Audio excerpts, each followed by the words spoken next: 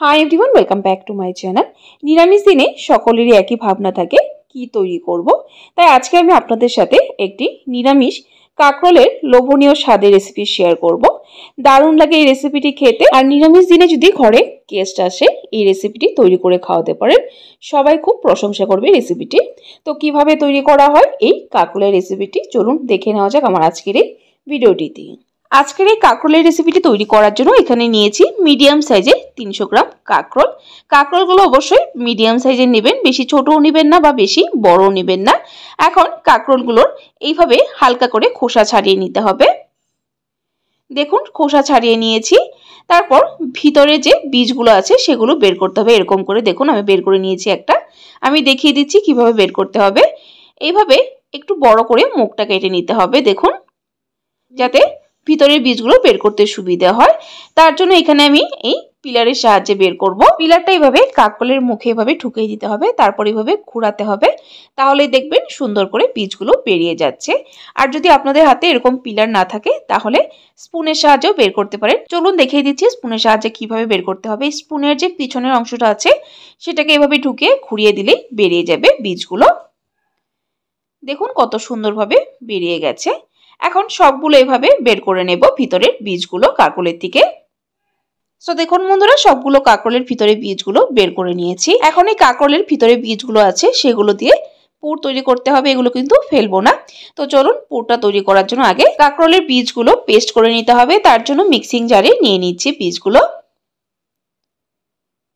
So বন্ধুরা নিয়ে নিয়েছি। এখন এর মধ্যে অ্যাড করব আদা আর কাঁচা লঙ্কা। ঝালটা নিজেদের স্বাদ অনুসারে দিবেন। আর আদার পরিমাণ দিয়েছি 1 ইঞ্চির মতো। তো চলুন এখন পেস্ট তৈরি করে নিই। সো দেখুন বন্ধুরা, কাঁকরোলের বীজগুলো এভাবে পেস্ট করে নিয়েছি। একদম মিহি পেস্ট করার প্রয়োজন নেই, এরকম একটু দানা দানা থাকলেই হবে। তো চলুন বন্ধুরা এখন যাই নেক্সট স্টেপে পুরটা তৈরি করতে।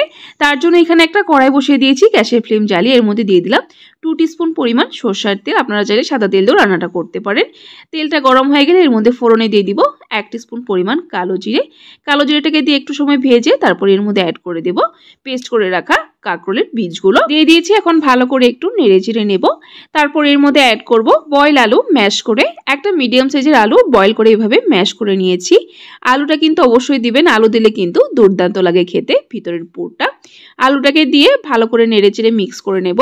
তারপর এর মধ্যে অ্যাড করব স্বাদ অনুসারে নুন, আর দেব কিছু গুঁড়ো মশলা। এখানে দিয়ে দিলাম 1/2 টিস্পুন পরিমাণ হলুদ গুঁড়ো, 1/2 টিস্পুন পরিমাণ লঙ্কা গুঁড়ো, আর দিয়ে দিলাম 1/2 টিস্পুন পরিমাণ জিরে গুঁড়ো, আর দিয়ে দিব 1/2 টিস্পুন পরিমাণ গরম মশলা গুঁড়ো।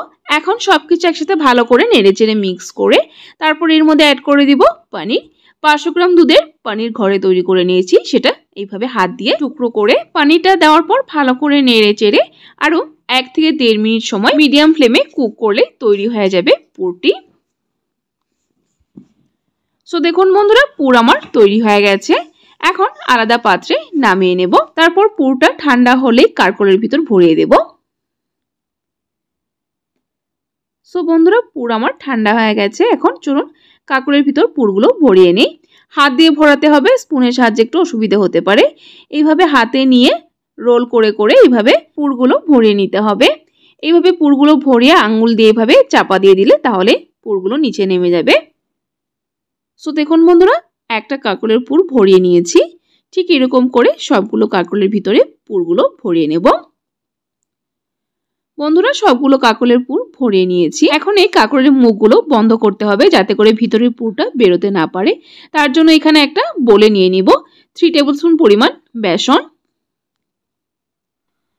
সো দেখুন বন্ধুরা, বেসন নিয়ে নিয়েছি। এখন এর মধ্যে অ্যাড করব 1/2 টিস্পুন পরিমাণ বা স্বাদ অনুসারে নুন, আর দিয়ে দিব 1/2 টিস্পুন পরিমাণ হলুদ গুঁড়ো। তারপর এর মধ্যে অল্প অল্প জল দিয়ে একটা ঘন করে ব্যাটার তৈরি করে নিতে হবে। ব্যাটারটা কিন্তু অবশ্যই ঘন করবে, তাহলে কাঁকরোলের মুখটা বন্ধ হবে। যদি পাতলা হয় তাহলে কিন্তু মুখটা বন্ধ হবে না, বেরিয়ে যাবে পুরটা ভিতর থেকে। দেখুন ঠিক এরকম করে ঘন করে ব্যাটারটা তৈরি করতে হবে।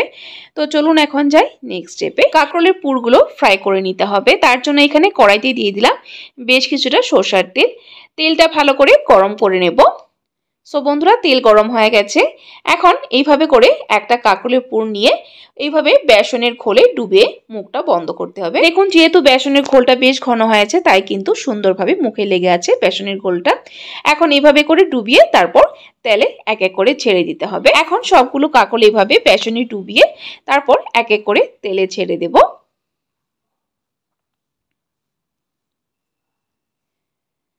সো দেখুন বন্ধুরা সবগুলো কাঁকরোল দিয়ে দিয়েছি। এখন এক পাশে ভাজা হওয়ার পরে উল্টিয়ে দেব। আর কাঁকরোলগুলো ভাজার সময় গ্যাসের ফ্লেমটা মিডিয়ামে রেখে তারপরই ভাজবেন, তাহলে কাঁকরোলগুলো সুন্দর সেদ্ধ হয়ে যাবে এবং ভাজাও হয়ে যাবে। দেখুন এক পাশে ভাজা হয়ে গেছে, উল্টিয়ে দিচ্ছি। কাঁকরোলের পুরগুলো ভাজা হতে হতে চলুন গ্রেভির প্রিপারেশনটা করে নিই। তার জন্য এখানে একটা মিক্সিং জারে নিয়ে নিলাম দুটো মিডিয়াম সাইজের লাল টমেটো, তার সাথে নিয়ে নিলাম 10-12টা কাজু, আর নিয়ে নিলাম কাঁচা লঙ্কা। ঝালটা নিজেদের স্বাদ অনুসারে দেবেন। আর দিয়ে দিলাম 1 ইঞ্চের মতো আদা। এখন সবকিছু একসাথে ভালো করে মিহি করে পেস্ট তৈরি করে নেব। সো দেখুন বন্ধুরা পেস্ট তৈরি করে নিয়েছি, ঠিক এরকম করে মিহি করে পেস্ট তৈরি করে নিতে হবে। তো চলুন এখন কাঁকরোলগুলো দেখে নিচ্ছি। দেখুন এদিকে আমার কাঁকরোলগুলো ফ্রাই করে নেওয়া হয়ে গেছে। এখন আলাদা পাত্রে তুলে নেব।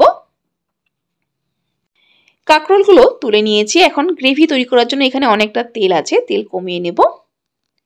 সো বন্ধুরা তেল কমিয়ে নিয়েছি, পরিমাণ মতো নিয়ে নিয়েছি। এখন এর মধ্যে দিয়ে দিলাম একটা তেজপাতা, আর দিয়ে দিলাম একটা শুকনো লঙ্কা, আর ফোড়নে দিয়ে দিলাম 1 টিস্পুন পরিমাণ গোটা জিরে। তারপর দিয়ে দিব 4টে এলাচ। গরম মশলার মধ্যে শুধু এলাচ দিয়েছি, আপনারা চাইলে গোটা গরম মশলারও অ্যাড করতে পারেন। এখন ফোড়নটাকে 10 থেকে 15 সেকেন্ড সময় নিয়ে ভেজে নেব। সো বন্ধুরা ভেজে নিয়েছি ফোড়নটা। এখন এর মধ্যে অ্যাড করব পেস্ট করে রাখা টমেটো, কাজু, আদা এবং কাঁচা লঙ্কাটা। মিক্সিং জারটা ধুয়ে আর একটু জল দিয়ে দিলাম। এখন এই পেস্টটা একটু সময়ের জন্য কুক করে নেব, যাতে করে কাঁচা ভাবটা চলে যায়। সো দেখুন বন্ধুরা কুক করে নিয়েছি। এখন এর মধ্যে অ্যাড করব কিছু গুঁড়ো মশলা। এখানে দিয়ে দিলাম 1 টিস্পুন পরিমাণ জিরে গুঁড়ো, 1 টিস্পুন পরিমাণ ধনে গুঁড়ো, 1 টিস্পুন পরিমাণ লাল লঙ্কা গুঁড়ো, আর দিয়ে দিলাম 1 টিস্পুন পরিমাণ হলুদ গুঁড়ো। এখন গুঁড়ো মশলাটা ভালো করে মিক্স করে নেব পেস্টের সাথে। তারপর ঢাকা দিয়ে কষিয়ে নেব মশলাটা। গ্যাসের ফ্লেমটা লোতে করে ঢাকা দিয়ে দিব 2 মিনিটের জন্য। সো বন্ধুরা 2 মিনিট হয়ে গেছে। 2 মিনিট পর ঢাকনাটা তুলে দিচ্ছি। দেখুন মশলা থেকে তেল বেরিয়ে এসে গেছে একদমই। এখন এই মশলাটা আরেকটু সময় কুক করে নেব না ঢেকে।